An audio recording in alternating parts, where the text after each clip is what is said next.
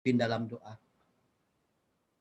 Ya Tuhan, kami bersyukur buat anugerah-Mu yang memungkinkan kami boleh bertemu di kelas ini Tuhan, dan kendala teknis yang kami alami saat ini Tuhan.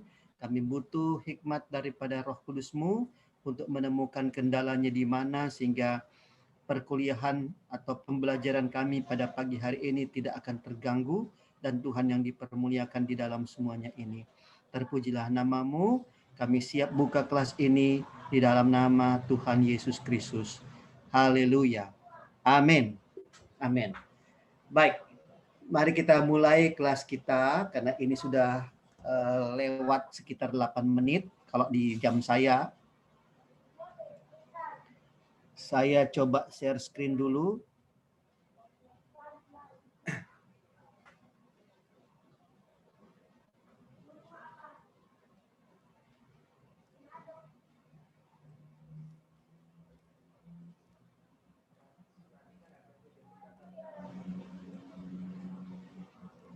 Oke.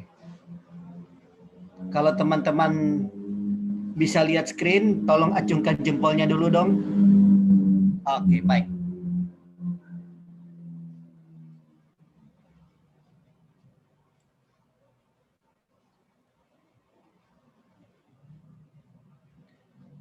Pagi hari ini kita akan belajar tentang prinsip-prinsip dasar penafsiran perjanjian baru. Minta tolong kalau misalnya ada gangguan supaya saya tahu karena tidak ada suara.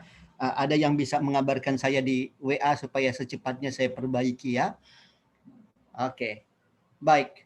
Prinsip-prinsip dasar penafsiran perjanjian baru. Nah, kita akan memulai bagaimana Anda belajar perjanjian baru dan bagaimana perjanjian baru itu sendiri akan memberi makna kepada teman-teman semua, dan makna yang ditunjukkan oleh perjanjian baru itu dapat teman-teman pakai untuk ajarkan kepada jemaat atau kepada teman bila mana melakukan penginjilan pribadi atau kepada sekelompok orang yang minta pelayanan dari teman-teman. Nah, karena itu saya minta mulai dari saat ini teman-teman boleh memberikan perhatian yang penuh, oleh karena saya mencoba untuk menuntun teman-teman belajar perjanjian baru sehingga saya tidak mengharapkan teman-teman bisa sempurna sekali dalam dalam penafsiran, tapi minimal ketika teman-teman mengajar dan ada mungkin teman-teman yang menemukan bahwa di peserta ajar teman-teman semua itu ada yang tamatan sekolah Alkitab, S1 atau S2 sekalipun, teman-teman tidak perlu takut, teman-teman tidak perlu merasa kecil oleh karena teman-teman sudah diberikan modal. Nah, kenapa ini saya katakan ini mungkin akan berakhir sampai masa libur untuk teman-teman semua, oleh karena nanti kita lebih banyak latihan. Teori yang saya berikan langsung minggu depannya kumpul tugas untuk latihan gitu. Sehingga teman-teman bisa mahir dalam mempelajari perjanjian baru atau menafsir perjanjian baru, dan teman-teman juga bisa pakai dalam pelayanan. Oke, adapun garis besarnya, yang pertama pendahuluan, dan kita mungkin hanya akan berhenti sampai di sini di pendahuluan. Kalaupun masih cukup waktu akan tuntas untuk pendahuluan, tapi kalaupun tidak karena materinya memang sedikit PowerPoint-nya, slide PowerPoint-nya, tetapi pendalamannya yang lumayan banyak, sehingga saya khawatir pendahuluan juga ini masih ada tertinggal 1-2 slide. Tapi sudahlah, nanti kita sesuaikan. Nah, lalu kemudian pada bagian kedua sudah jelas ini pasti minggu depan, bagaimana kita belajar perjanjian baru, lalu kita akan lihat prinsip-prinsip umumnya menafsir perjanjian barunya seperti apa, lalu akhirnya prinsip khusus menafsir perjanjian baru. Nah, di pendahuluan saya akan memberikan prinsip-prinsip umum bagaimana menafsir Alkitab, entah itu PL maupun PB. Nanti bagian B, C, dan D kita akan secara khusus berbicara tentang perjanjian baru. Nah, satu dasar firman Tuhan akan saya berikan bagi teman-teman semua dalam Injil Yohanes 21 ayat yang ke-25. Injil Yohanes 21 ayat 25, di sana dikatakan masih banyak hal-hal lain lagi yang diperbuat oleh Yesus. Tetapi jikalau semuanya itu harus dituliskan satu persatu, maka agaknya dunia ini tidak dapat memuat semua kitab yang harus ditulis. Itu. Ya. Sampai demikian jauh pembacaan firman. Nah, teman-teman, biasanya kita memandang enteng pertama pendahuluan kitab, ya, pendahuluan surat. Dan yang kedua, penutup surat atau ayat-ayat terakhir surat juga kita seringkali, atau ayat-ayat terakhir kitab seringkali kita abaikan. Padahal, ambil contoh waktu pelajaran yang lalu, Anda perhatikan, itu saya bisa ambil satu khotbah. Demikian pun Yohanes 21 ayat 25 ini, Anda perhatikan kotak yang ada di sebelah kanan, itu analisis yang bisa dikhotbahkan. Sudah ada 3 poin. Kalau mau dikhotbahkan sudah ada 3 poin. Nah, karena itu jangan pernah pandang enteng dengan pendahuluan kitab, ya, dengan pendahuluan kitab sama penutup kitab. Jangan pandang enteng. Karena itu ayat-ayat pendahuluan dan ayat-ayat penutup itu bisa jadi khotbah. Oke, ya. Sekali lagi, Yohanes 21:25 berkata masih banyak hal-hal lain yang, saya ulang, masih banyak hal-hal lain lagi yang diperbuat oleh Yesus, tetapi jikalau semuanya itu harus dituliskan satu persatu, maka agaknya dunia ini tidak dapat memuat semua kitab yang harus ditulis itu. Nah, ayat ini menunjukkan kepada kita, itu yang di kotak, ya. Ayat ini menunjukkan kepada kita penekanan Rasul Yohanes. Ada 3 penekanan utamanya yang kita bisa explore, yang kita bisa gali. Yang pertama, Yohanes memilih peristiwa di sekitar pelayanan Yesus untuk membentuk sebuah pola narasi atau pola cerita khas, ya. Ciri khasnya Rasul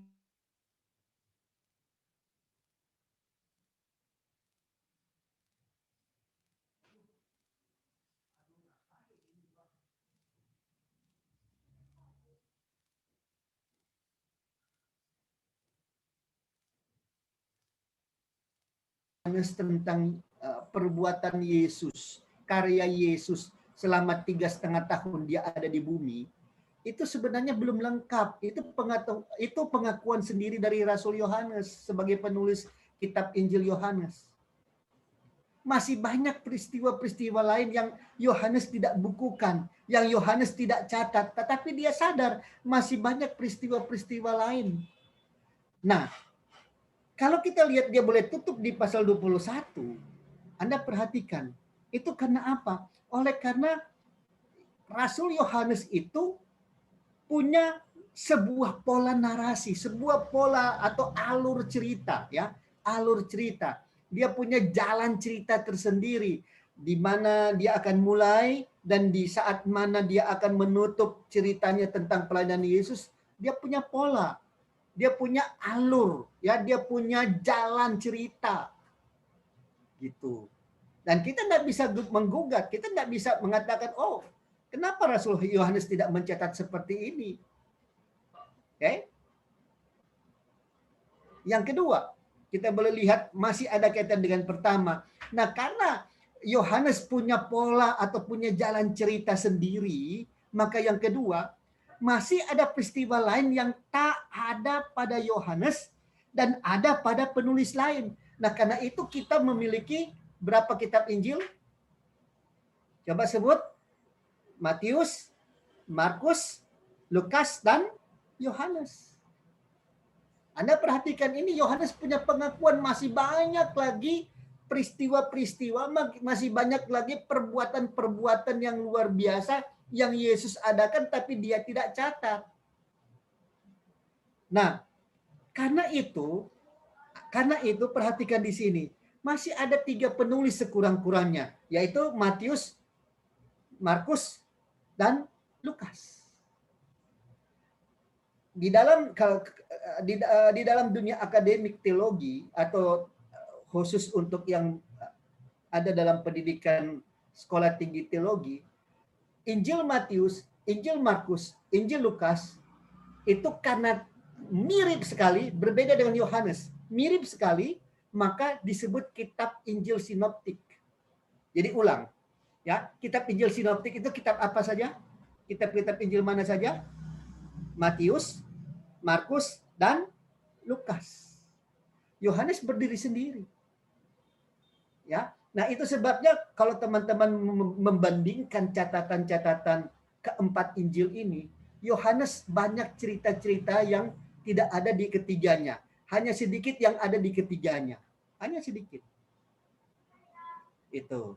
Ya. Karena ini Yohanes 21 ayat 25 masih banyak hal-hal lain lagi yang diperbuat oleh Yesus, tetapi jika semuanya itu harus dituliskan satu persatu, maka agaknya dunia ini tidak dapat memuat semua kitab yang harus ditulis itu. Nah, ini sekedar pengetahuan umum juga bagi teman-teman yang lain ya. Semoga teman-teman semuanya masih ngikut. Ya. Nah, ini yang saya akan berikan ini sebenarnya hanya merupakan pengetahuan untuk umum untuk teman-teman. Nah, teman-teman bisa tanyakan kepada teman-teman kalian yang di kelas ini yang latar belakang Katolik.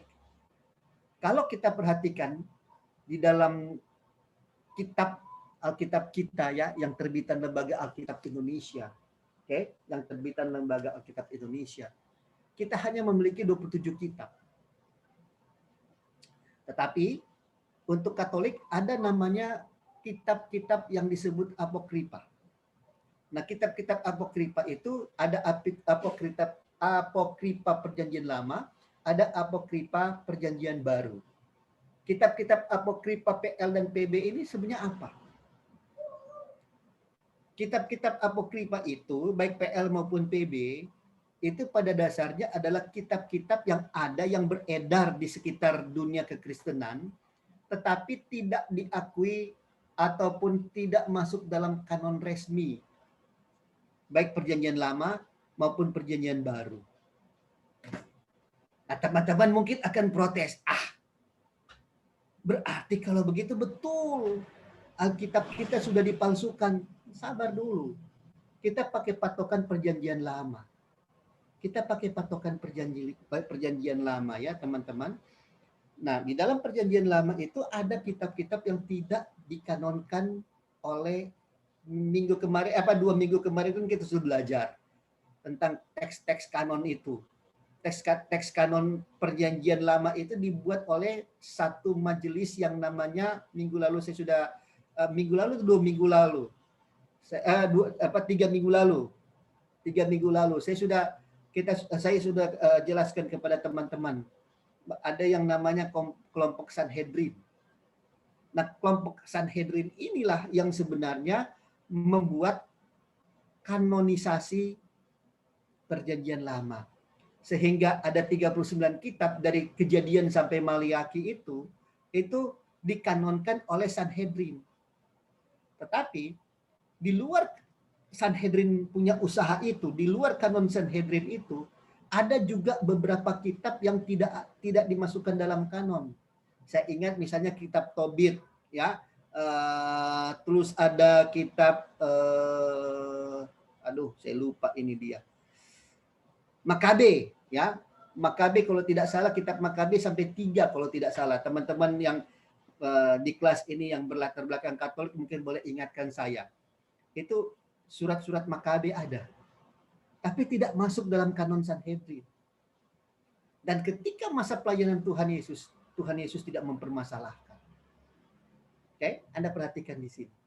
Tuhan Yesus tidak pernah mengkritik kenapa tidak ada ini, kitab-kitab apokripa itu kenapa tidak dimasukkan.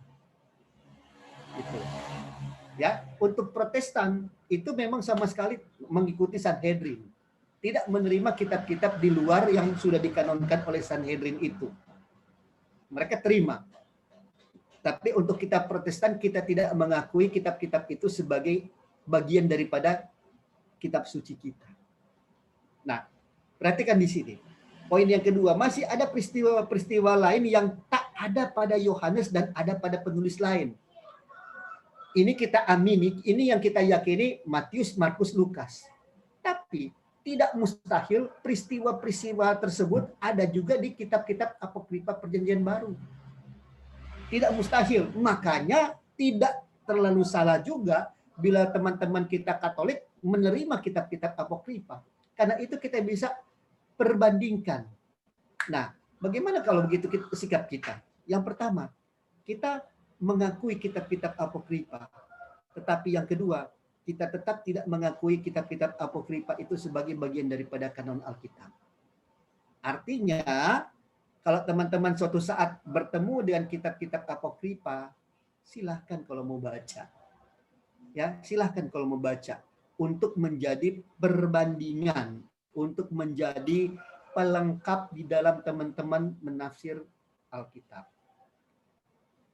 Nah, apa yang saya sudah paparkan contoh-contoh pada kelas-kelas yang lalu tentang penjelasan-penjelasan, misalnya bagaimana apa yang terjadi waktu Yesus menyucikan bait Allah, itu dapat di mana? Itu dapat di kitab apokrifa Perjanjian Baru.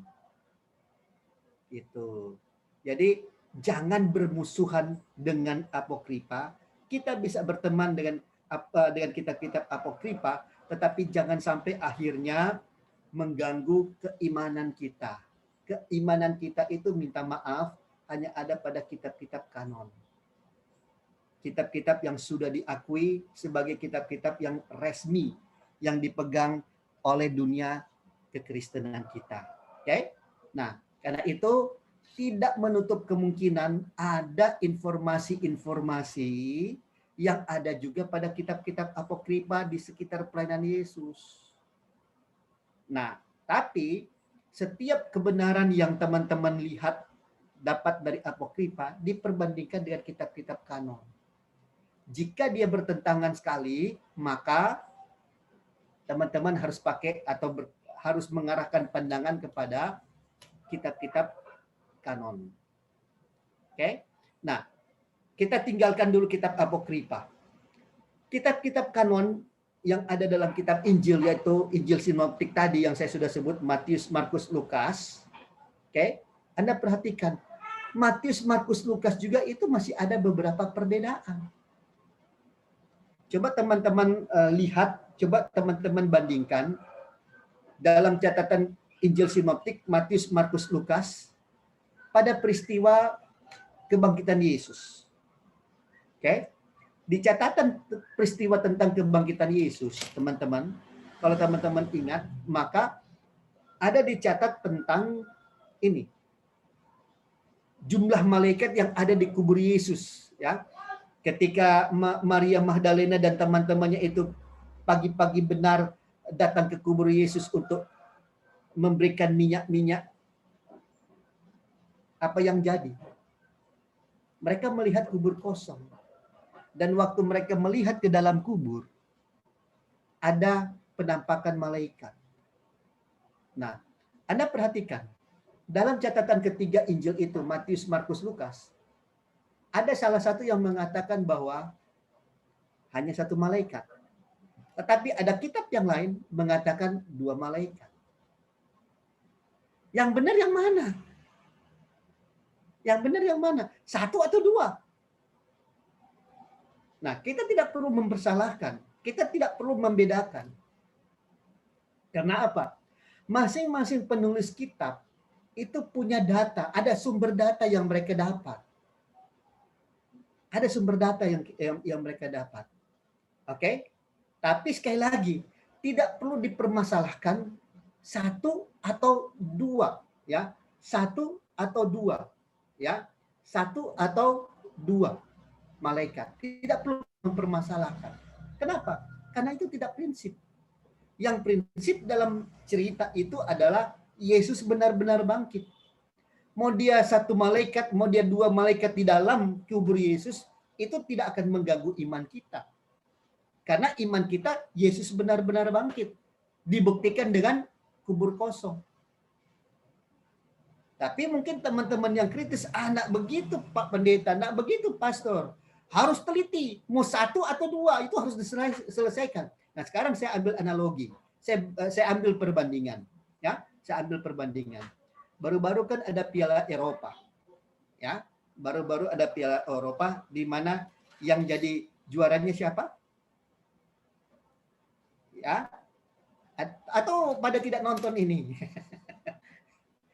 Tidak ikuti berita tentang Piala Eropa yang lalu. Nah, katakanlah kita ada di partai final. Mungkin waktu Italia lawan Inggris itu, mungkin ada saja pemberitaan yang berbeda di koran-koran atau di media massa lain, entah itu cetak atau elektronik, tentang menit-menit gol. Karena di babak pertama dan kedua kan itu skornya berakhir 1-1. Nah, mungkin ada yang berkata menitnya itu yang golnya Inggris itu mungkin ada yang mengatakan menit ketiga, ada yang tulis menit kedua. Ya, mungkin ada yang menulis menit keempat. Karena kalau tidak salah ingat itu golnya Inggris di babak pertama itu gol yang cepat. Gitu. Nah, kita tidak perlu mempedulikan mau dia menit kedua, mau dia menit ketiga, mau dia menit keempat atau menit kelima, tidak ada masalah. Karena pada dasarnya itu gol cepat. Mau dia terjadi di menit keberapa persisnya, whatever, ya, tidak pengaruh.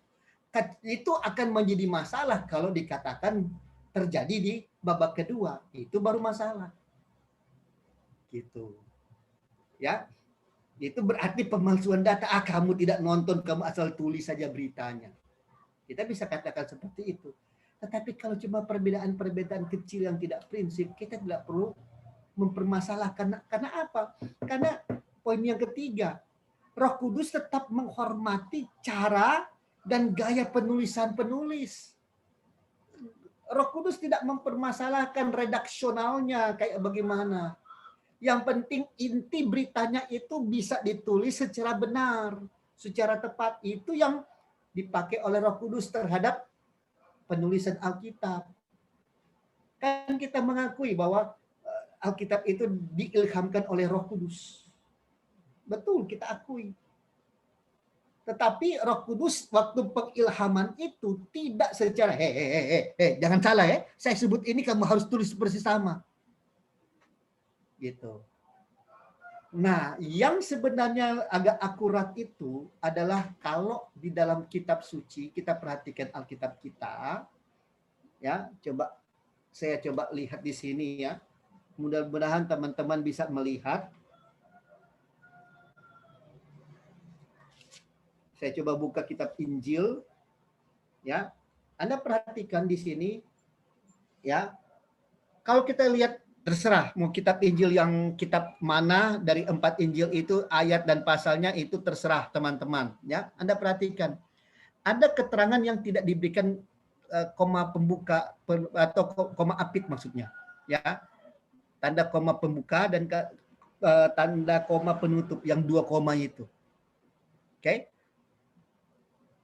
Ada yang tidak pakai koma apit, yang koma apit itu tidak pakai. Nah, kecuali yang pakai koma apit itu yang memang mutlak harus minimal, kalaupun ada beda hanya 1-2 kata tertentu, tetapi harusnya sama karena itu perkataan langsung.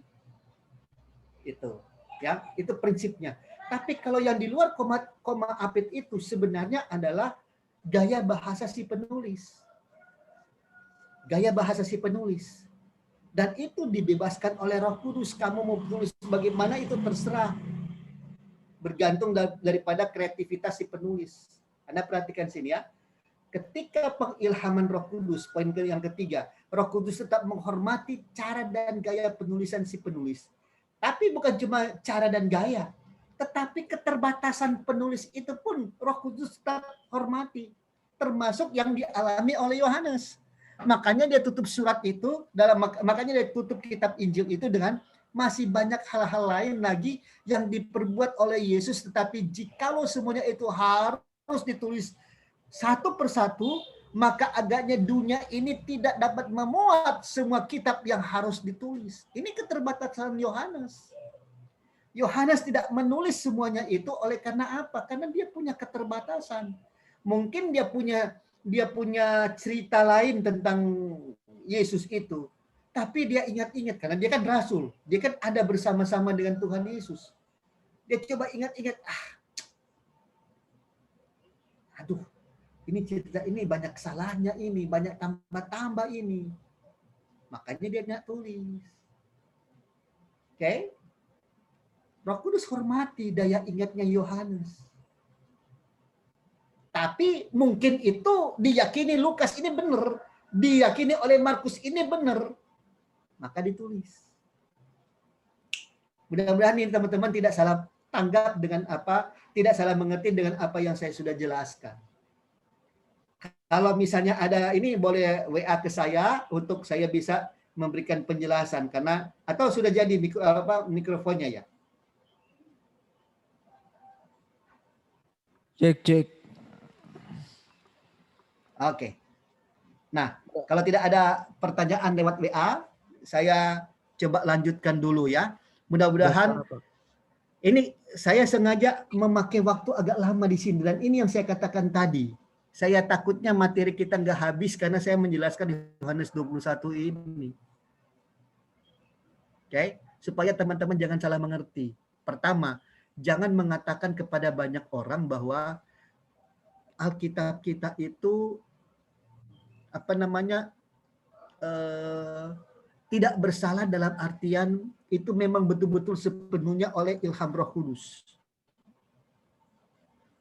Karena ilham Roh Kudus itu bukan hurufiah, ya, bukan huruf lepas huruf. Andaikan saya pengajar ya di kalian, saya oke, coba tuliskan apa yang saya katakan. Setelah saya ungkap kata-kata saya mulai periksa. Ada yang bikin salah, saya pukul pakai mistar. Kamu ini tidak dengar baik-baik, salah tulis itu. Roh Kudus tidak pakai cara seperti itu. Roh Kudus ketika rasul-rasul, ketika penulis Alkitab itu menuliskan itu tidak dengan rotan, tidak dengan senjata untuk menghukum kalau ada yang salah tulis. Tidak seperti itu. Nah, itu sebabnya ketika kita coba lihat ketika kita ada dalam pembahasan tentang arkeologi Perjanjian Baru, Anda perhatikan ya, kan saya sudah katakan ada banyak teks-teks yang tidak utuh, ada teks-teks yang utuh tapi ada sedikit beda dengan yang lain. Nah, itu diperbandingkan. Nah, di situ yang saya katakan Roh Kudus akan menuntun orang-orang yang kita percayakan sebagai tim kanon itu untuk melihat kitab mana yang memang ini yang dekat dengan aslinya. Ya. Itu peranan Roh Kudus. Itu ketika menentukan kanon. Tetapi pada waktu penulisan, ini caranya. Ini cara Roh Kudus dalam menuntun, ya, dalam menuntun para penulis Alkitab untuk menghasilkan kitab yang standar Roh Kudus. Jadi sekali lagi, Roh Kudus tidak mengilhamkan secara hurufiah, huruf lepas huruf, tidak. Tetapi Roh Kudus memberikan kepada penulis itu gagasan. Dan kemudian gagasan itu dikembangkan secara kreatif oleh para penulis. Nah, ini teman-teman akan lebih mengerti kalau membaca teks-teks Perjanjian Baru yang ditulis oleh Rasul Paulus. Surat-surat yang diberikan oleh Rasul Paulus. Ada surat-surat, ada beberapa perkataan Rasul Paulus berkata, ini aku. Tapi kemudian dia bilang, oh bukan, ini bukan pendapatku. Karena Roh Kudus tegur dia. Ini kata Tuhan. Coba, nanti teman-teman boleh temukan ketika teman-teman mempelajari kitab-kitab yang ditulis oleh Rasul Paulus. Teman-teman akan melihat itu. Ya, akan melihat itu. Terutama yang cukup kentara itu ketika teman-teman membaca surat yang ditulis oleh Paulus kepada jemaat Korintus. Baik 1 Korintus maupun 2 Korintus, teman-teman akan lihat Paulus berkata, aku, bukan Tuhan. Atau ada juga yang Tuhan, bukan aku. Ya, Anda perhatikan. Ketika dia mengubah itu, Anda perhatikan Roh Kudus tegur dia. Bukan kamu ini yang tulis, aku, Tuhan. Nah, jadi dia ralat, aku, bukan Tuhan. Anda perhatikan. Dan itu gaya penulisan Rasul Paulus yang jujur. Gitu. Ya. Harap penjelasan saya ini tidak membingungkan dan harap ini juga tidak menggoncangkan iman dari teman-teman. Tapi sekurang-kurangnya teman-teman bisa menyerap hal ini sehingga ketika teman-teman berhadapan dengan orang-orang yang tidak setuju dengan Alkitab kita atau mempertanyakan Alkitab kita, teman-teman bisa punya jawaban yang persis. Ya, yang tepat, yang akurat. Jangan teman-teman kata, oh pokoknya saya tahu Alkitab saya itu diilhamkan oleh Roh Kudus. Betul, diilhamkan oleh Roh Kudus. Tapi sampai di mana pengilhaman Roh Kudus itu, sampai di mana peran Roh Kudus dan peran penulisnya, ini yang saya jelaskan kepada teman-teman. Ya, jadi sekali lagi kita tetap akur, kita tetap sama bahwa Alkitab itu diilhamkan Roh Kudus. Tapi cara pengilhaman Roh Kudus sudah saya jelaskan ketika saya mengajarkan kepada Anda Yohanes 21 ayat yang ke-25. Anda perhatikan ya, Anda perhatikan menjelaskan Yohanes 21 ayat 25 itu pas 30 menit saya jelaskan kepada teman-teman. Sama kan dengan durasi khotbah toh? Iya toh? Ya, sama. Anda perhatikan. Jadi jangan pandang enteng pembukaan dan penutup kitab di dalam Alkitab kita. Itu bisa jadi satu khotbah. Oke? Yang waktu kelas 2 minggu yang lalu atau 3 minggu yang lalu saya sudah coba memperlihatkan kepada teman-teman bagaimana pembukaan surat itu bisa jadi khotbah. Pembukaan kitab itu bisa jadi khotbah. Dan pada siang hari ini saya sudah menunjukkan kepada teman-teman bagaimana penutup kitab bisa jadi satu khotbah. Ya toh? Pas 30 menit. Pas 30 menit dalam pembahasan Injil Yohanes 21 ayat yang ke-25. Oke. Nah, apa sebenarnya itu penafsiran? Kata penafsiran dalam bahasa Indonesia berasal dari kata kerja dasar tafsir, yaitu keterangan atau penjelasan tentang kata, penjelasan tentang kalimat, atau penjelasan tentang pernyataan seseorang. Itu yang disebut dengan tafsir. Nah, sebenarnya tanpa sadar, ketika teman-teman berkhotbah, teman-teman kan punya nats, minimal punya nats pembimbing, entah satu ayat, entah 2 ayat, entah dia satu alinea, satu paragraf, atau satu kitab. Ya, tetapi ketika teman-teman menjelaskan langsung dari Alkitab, sebenarnya teman-teman sudah melakukan penafsiran. Jangankan teman-teman mengajar kepada orang lain. Ketika teman-teman ini maksud Rasul Paulus ini apa? Ketika Rasul Paulus berkata manusia ciptaan baru, itu apa maksudnya? Nah, teman-teman lalu misalnya buka konkordansi Alkitab atau minta Tuhan tolong jelaskan kepada saya apa arti manusia ciptaan baru. Nah, 2 langkah itu teman-teman sebenarnya sudah melakukan penafsiran. Jadi ketika teman-teman mendengar kata penafsiran, ini kan duniawi, ini kan pikiran manusia. Jangan dulu. Karena tafsir itu adalah keterangan atas atau penjelasan tentang kata, atau keterangan atau penjelasan tentang kalimat, atau keterangan atau penjelasan tentang pernyataan seseorang. Itu. Nah, sehingga kita boleh lihat dalam Kamus Besar Bahasa Indonesia itu KBBI itu ya. KBBI itu Kamus Besar Bahasa Indonesia.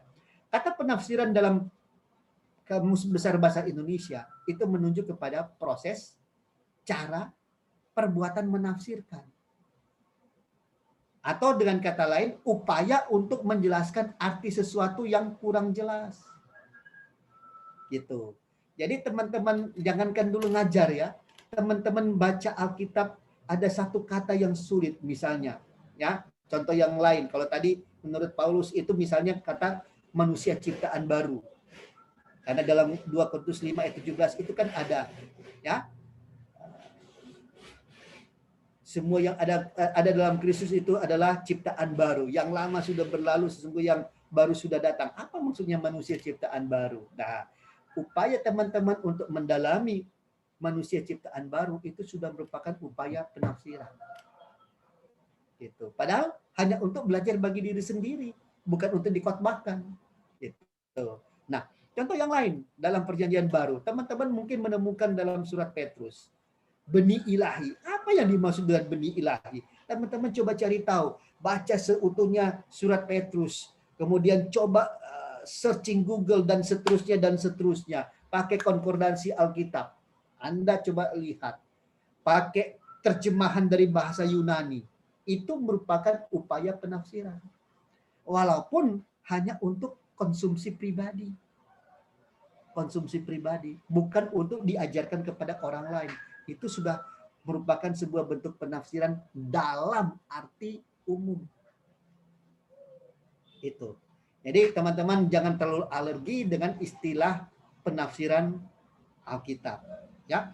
Jadi penafsiran perjanjian baru, saya coba mendaratkan di perjanjian baru adalah upaya untuk menjelaskan kata, kalimat, ayat, pemahaman, ya, pasal maupun kitab dalam perjanjian baru sehingga menjadi jelas bagi mereka yang tidak memiliki pemahaman atau yang salah memahami perjanjian baru. Itu yang dimaksudkan penafsiran perjanjian baru. Jadi saya harapkan teman-teman tidak merasa alergi dengan istilah penafsiran. Karena minta maaf ya, khusus untuk teman-teman dari aliran karismatik seringkali biarkan Roh Kudus yang memberikan kepada saya pemahaman. Oke, silakan. Tetapi Roh Kudus memberikan pemahaman kepada Anda itu juga sudah merupakan bagian daripada penafsiran. Cuma mungkin bedanya kalau penafsiran yang dilakukan oleh beberapa orang yang Anda alergi tadi, mereka mungkin akan pakai prinsip-prinsip hermeneutika itu seperti apa. Lalu kemudian mereka bagaimana pandangan filsafat, bagaimana pandangan ilmu geografi, dan seterusnya, dan seterusnya. Ya, kok bisa sih kita dapat pengetahuan Alkitab itu dari pengetahuan geografi? Oke, Anda tidak bisa menjelaskan betapa penderitaan yang dialami khususnya oleh Maria ketika dia harus datang dari tempatnya ke Bethlehem untuk melahirkan Yesus. Sehingga teman-teman sulit menjelaskan kenapa akhirnya dalam Alkitab kita Yesus lahir di kandang. Gitu. Ya. Yesus lahir di kandang.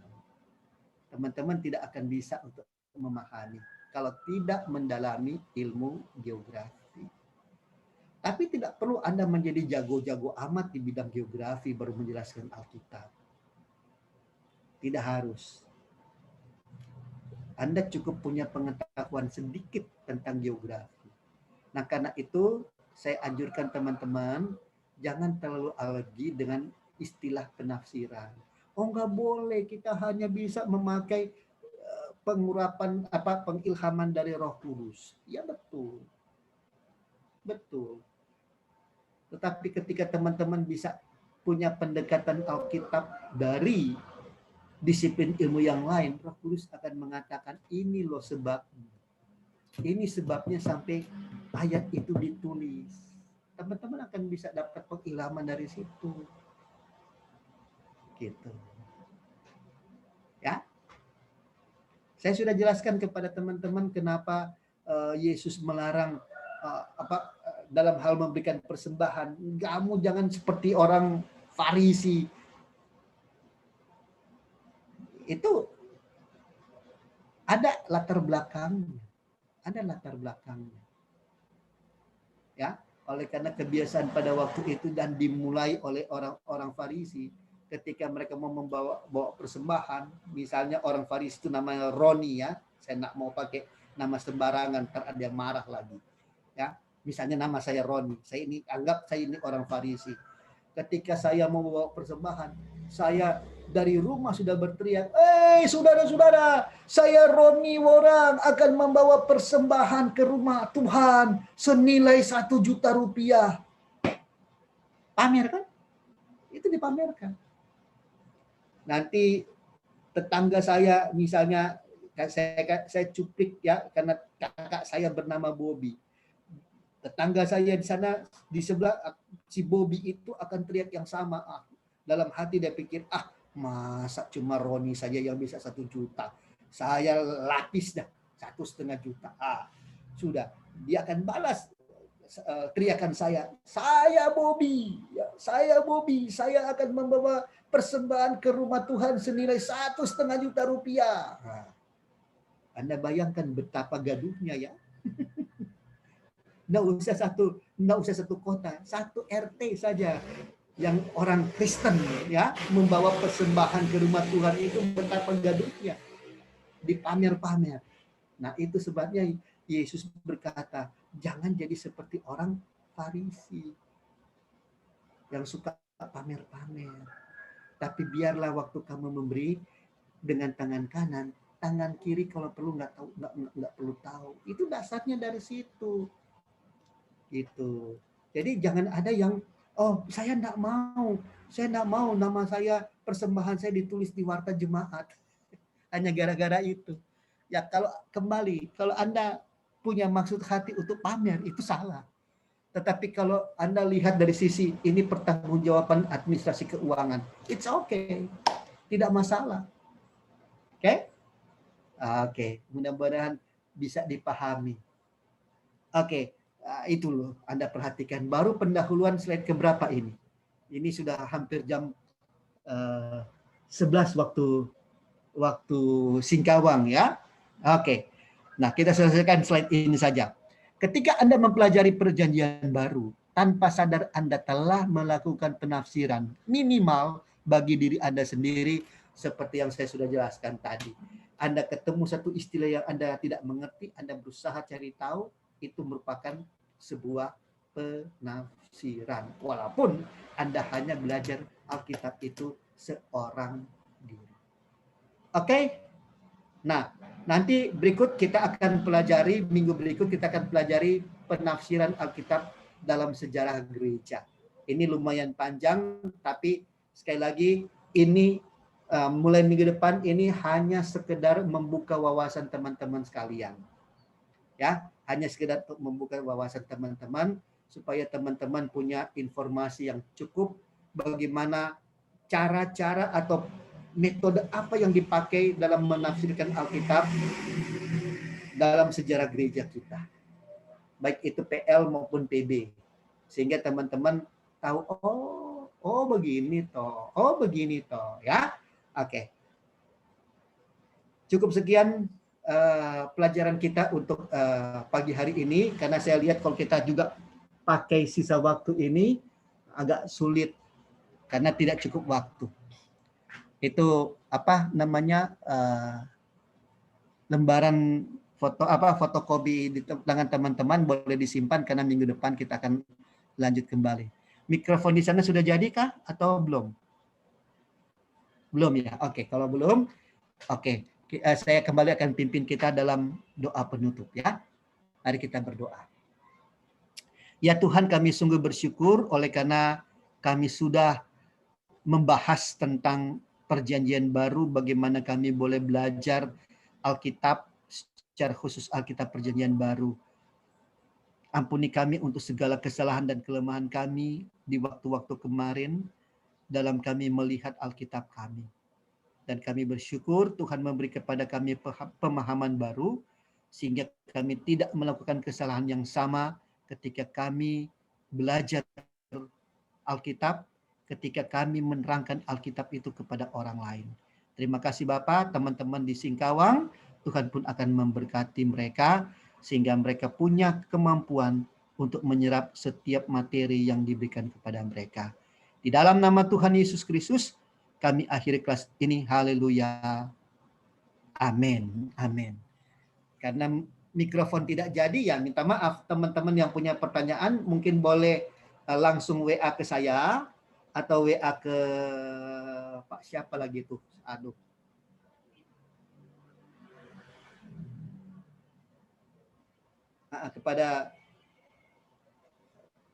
Kepada ini host, ya. Anda bisa ajukan lewat WA kepada host, dan nanti host akan mengajukan pertanyaan. Sorry, saya lupa namanya.